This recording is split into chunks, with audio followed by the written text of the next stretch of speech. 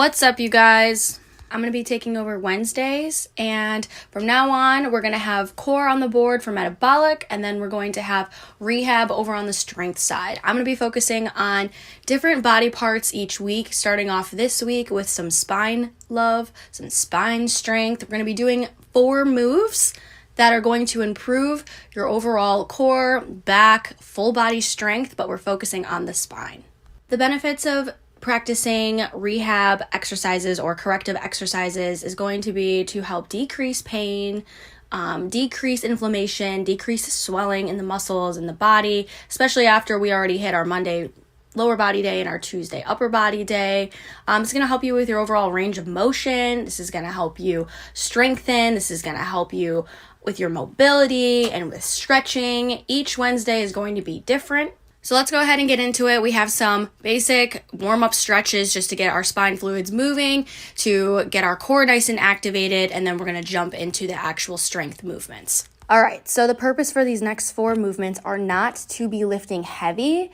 However, we will be working on rotational movement to work on our spine strength. So we want to grab like a 12 or a 15-pound kettlebell. I do have some options here for beginner level, intermediate, and advanced. So if you feel like you are more beginner, we're going to grab you a yoga block. If you feel like you're a little bit more advanced, you have pretty good balance, you've been training for a while, you're going to grab a 10-pound, maybe an 8-pound medicine ball, but make sure it's one of those squishy ones.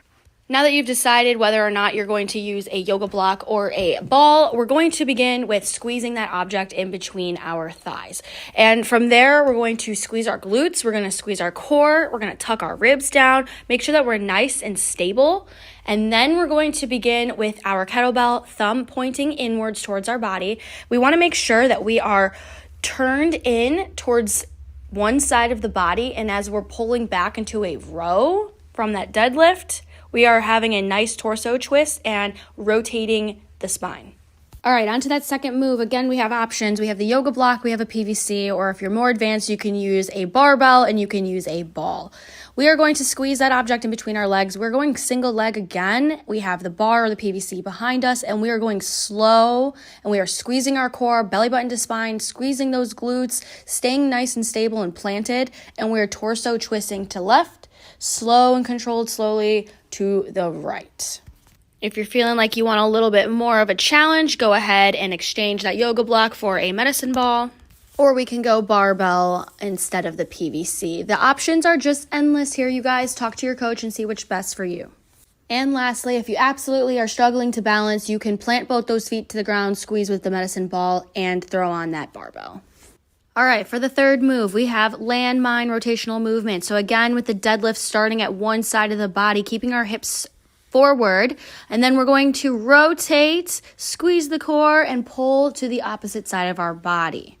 I'm going to be honest with you guys, a 45-pound barbell is not necessary because we are doing rehab corrective exercise work.